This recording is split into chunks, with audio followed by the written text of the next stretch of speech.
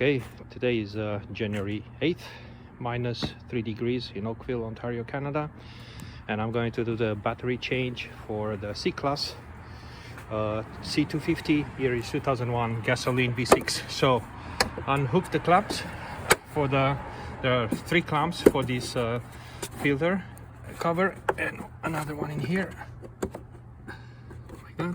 This one comes up, all 3 clamps out, and we'll take it up. Okay, there we are, and we have the battery. So I will disconnect the minus, plus take off this venting tube, right? Disconnect this one first. Okay, and for this one I'm going to use a metric 10, right? So we start with the negative.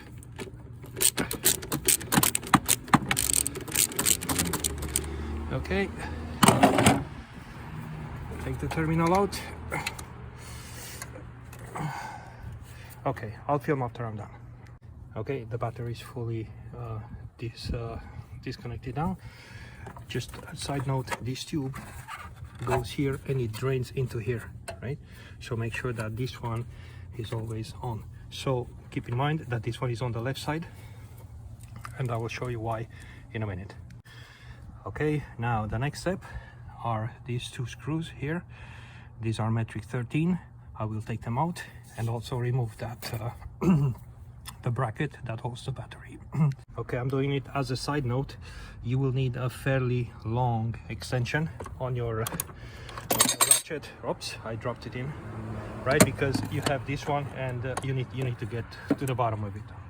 Okay, one bolt is removed. I removed the next screw here. Luckily it is fairly easy to get. I will remove the bracket as well at the same time with the screw here. Okay, so this is the bracket. Always this side stays towards the battery, right, to catch that lip that is there at the bottom. Okay, now let's remove the battery. Okay, battery is removed now. I just cleaned up a little bit the tray. So to get to the point now, to the next step, this is the battery. It's an H7 size.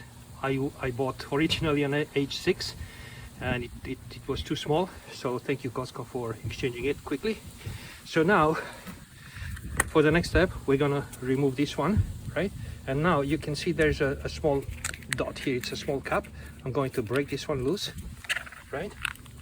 And what's happening, as you saw, my come on baby,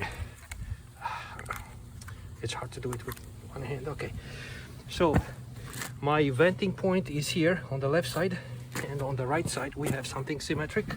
So I'm going to cover this one with this plug, okay, just to make sure that let me tap a little bit,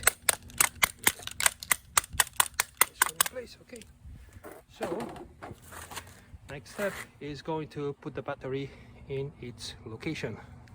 So actually, before I put the battery, I did another step. So I put some dielectrical grease on the contacts, and also here on the female receiving. So make sure you put some dielectric to prevent rust, corrosion, and very good and to have good electrical contact. Okay, so I put both contacts. So you put the plus first, and then you put the minus. Make sure when you put the minus, you do it in one move, and then you won't have any sparks or nothing happens, right? And now last step is to put the bracket back in its position here. Okay, I did one more thing, because this battery has this cap, had this cap going continuously. I had to chop them a little bit to let this electrical connector to pass through, and the same here. And now the last detail is putting back the cover for the cabin intake air filter. So one thing to notice here is that I put it here, we have these tabs, 1, 2, 3, right, 4, and this one. And these tabs, they need to go into these slots here, 4 slots, and this big intake here has to go to this one in here, right? So when you put it, you go like this,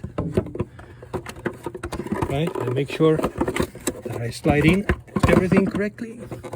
Yeah, and you fill it, right? Everything is lined up nicely. This one has to go up. I would put the middle one first.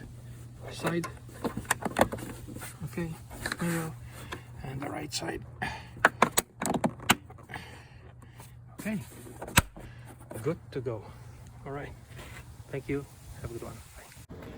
This is a step that I normally do before I put the battery. After I buy it, I charge it overnight, but now because I have to swap it to the H7 size, I'm charging it on the car. I'm in a rush. I don't want to wait for 6-7 hours because it's getting cold. Anyways, so you can charge it from here.